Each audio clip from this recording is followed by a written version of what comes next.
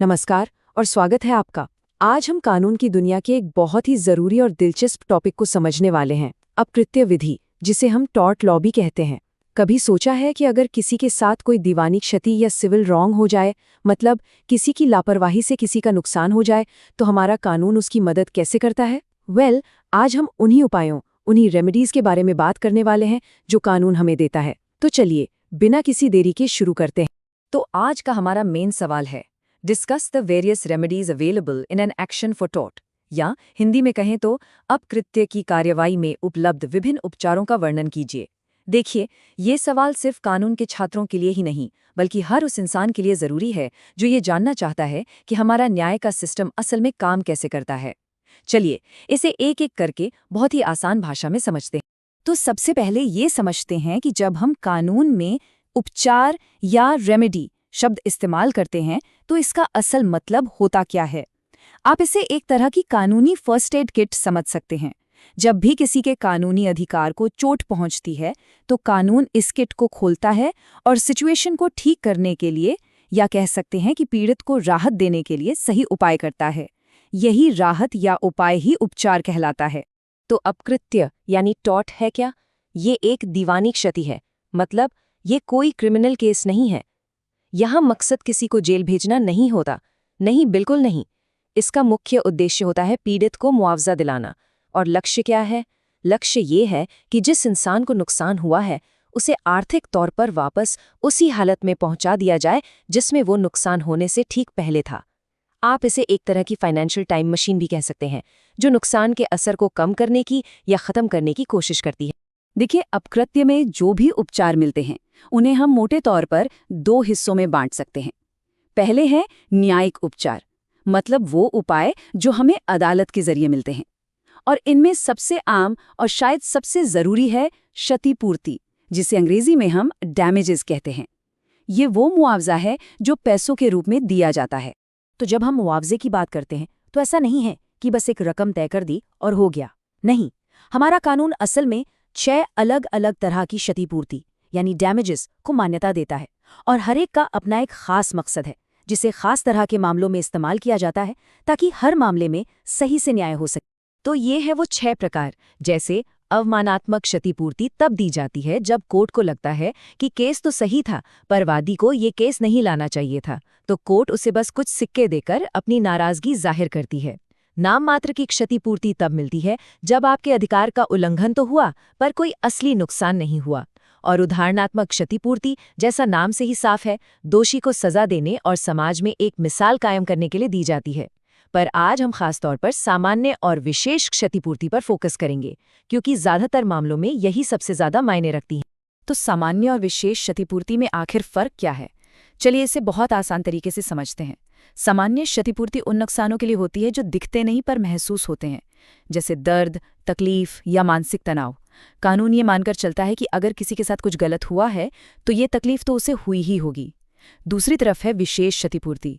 ये उन खास नुकसानों के लिए है जिनका पूरा हिसाब किताब किया जा सकता है, जैसे कि डॉक्टर के बिल, गाड़ी ठीक कराने का खर्चा या काम पर ना जाने की वजह से सैलरी का नुकसान। इनके लिए आपको रसीदें और सबूत दिखाने पड़ते हैं, मतलब आपको कोर्ट में एक एक रुपए का हिसाब देना पड़ता है। इसका एक बहुत ही अच्छा उदाहरण है मिथ्याबंदीकरण, मतलब किसी को गलत तरीके से कैद कर लेना। अब किसी की आज़ादी छीनने से जो उसे मानसिक पीड़ा और अपमान महसूस हुआ, वो सामान्य क्षति में आएगा।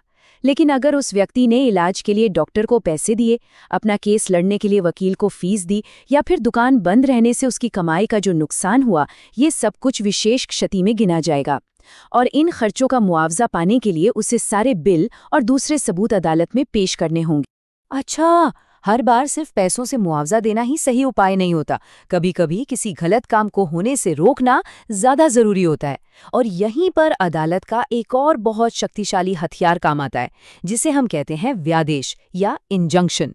ये और कुछ नहीं बल्कि अदालत का एक सीधा आदेश होता है जो किसी को कोई काम करने से रोकता है या फिर कोई खास काम करने का हुक्म देता है।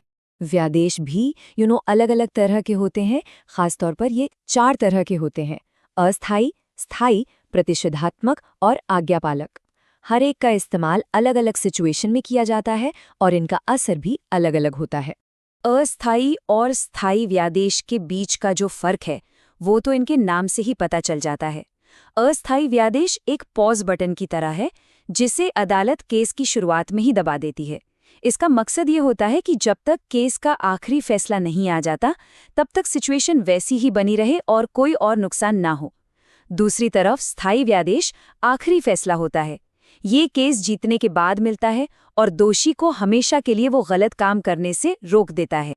अब बात करते हैं प्रतिषेधात्मक और आज्ञापालक व्यादेश की। प्रतिषेधात्मक व्यादेश का सीधा सा मतलब है ये काम मत करो। ये किसी को कोई गलत काम करने से या उसे बार बार करने से रोकता है। वहीं आज्ञापालक व्यादेश का मतलब है तुम्हें ये करना ही होगा। ये किसी व्यक्ति या संस्था को उसकी कानूनी जिम्मेदारी पूरी करने का आदेश देता है, जिसे वो करने से आनाकानी कर रहा था।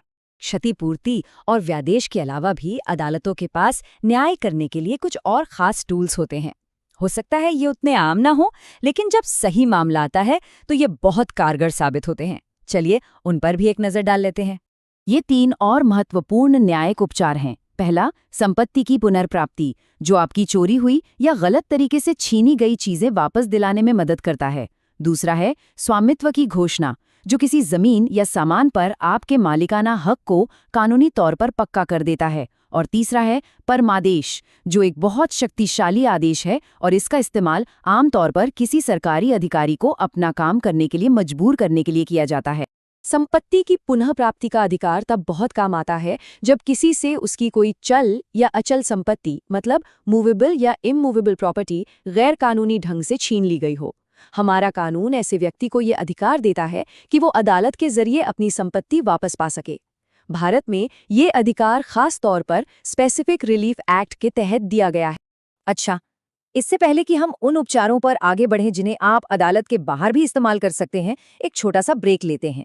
अगर आपको कानूनी कॉन्सेप्ट्स का ये आसान सा ब्रेकडाउन पसंद आ रहा है और सब कुछ आसानी से समझ आ रहा है, तो एक सेकंड निकालकर लाइक बटन जरूर दबाएं।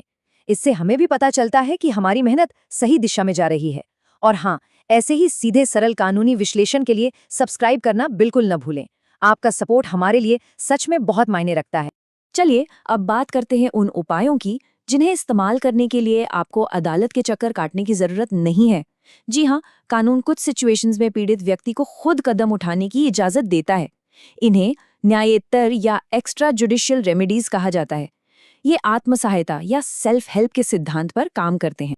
ये जो आत्म सहायता वाले उपचार हैं, ये कई तरह की सिचुएशंस को कवर करते हैं, जैसे अपनी सुरक्षा करने से लेकर अपनी संपत्ति की रक्षा करने तक, किसी घुसपैठिए को अपनी जमीन से हटाने या किसी रुकावट को दूर करने तक। ये आपको तुरंत राहत देने के लिए बनाए गए हैं, लेकिन एक बात याद रखना बहुत जरूरी है कि हर एक उपाय की अपनी कुछ सीमाएं और नियम हैं जिनका पालन करना ही पड़ता है। सबसे जाना पहचाना आत्म सहायता उपाय है आत्मरक्षा, यानी सेल्फ डिफेंस। आपको अपनी या दूसरों की सुरक्षा के लिए बल का इस्तेमाल करने का अधिकार है, लेकिन यहाँ सबसे जरूरी शब्द है युक्त, यानी रीजनेबल। मतलब आप उतना ही बल प्रयोग कर सकते हैं जितना खतरे को टालने के लिए जरूरी है। आप किसी ऐसे इंसान पर बहुत ज्यादा बल का इस्तेमाल नहीं कर सकते जिसने आपको सिर्फ एक धक्का दिया हो। तो यहाँ सब कुछ संतुलन का खेल है। अगले कुछ उपाय सीधे सीधे आपकी संपत्ति की सुरक्षा से जुड़े हैं। अगर आपको आपकी जमीन से गलत तरीके से बेदखल कर दिया गया है, तो आप शांतिपूर्ण तरीके से उस पर दोबारा कब्जा कर सकते हैं। अगर कोई घुसपैठिया आपकी संपत्ति पर आ गया है, तो आप पहले उसे जाने के लिए कह सकते हैं, और अगर वो नहीं मानता तो उसे हटाने के लिए जरूरी बल का इस्तेमाल भी कर सकते हैं। इसी तरह अगर कोई आपकी कोई चीज ले जाता है, तो आप उसे शांति से वापस ले सकते हैं। एक बात पर ध्यान दीजिए, कानून हमेशा शांतिपूर्ण और उचित कार्रवाई पर ही जोर देता है। बाधा का उपशमन या एबेटमेंट ऑफ न्यूसेंस, ये एक बहुत ही दिलचस्प और प्रैक्टिकल उपाय है। इसका सबसे कॉमन उदाहरण है पड़ोसी के पेड़ की टहनियाँ। सोचिए, अगर आपके पड़ोसी के पेड़ की डालियाँ आपकी जमीन के ऊपर आकर आपको परेशान कर रही हैं, तो कानून आपको उन डालियों को, जहां तक वो आपकी सीमा में है, काटने का अधिकार देता है। मतलब आप खुद उस बाधा को हटा सकते हैं। और आखिर में है अभिहरण क्षतिकर्ता। ये सुनने में थोड़ा मुश्किल शब्द लगता है, पर इसका मतलब बहुत सीधा है। कल्पना कीजिए कि आपके पड़ोसी की गायें आपके सब्जियों के बाग में घुस जाती हैं और सारी फसल खराब कर देती हैं।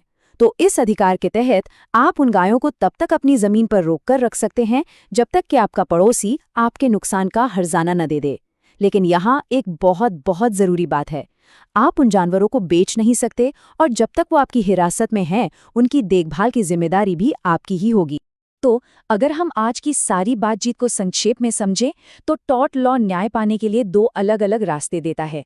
एक है न्यायिक रास्ता, जो आपको अदालत के अंदर से होकर ले जाता है, जहां जज सबूतों के आधार पर फैसला करता है।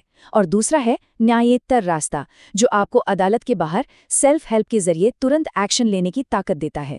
ये दोनों ही रास्ते कानून द्वारा मान्यता प्राप्त हैं और ये पक्का करते हैं कि जब भी कोई दीवानी क्षति हो तो न्याय पाने का कोई ना कोई तरीका जरूर हो। आज हमारे साथ जुड़ने के लिए आपका बहुत बहुत धन्यवाद।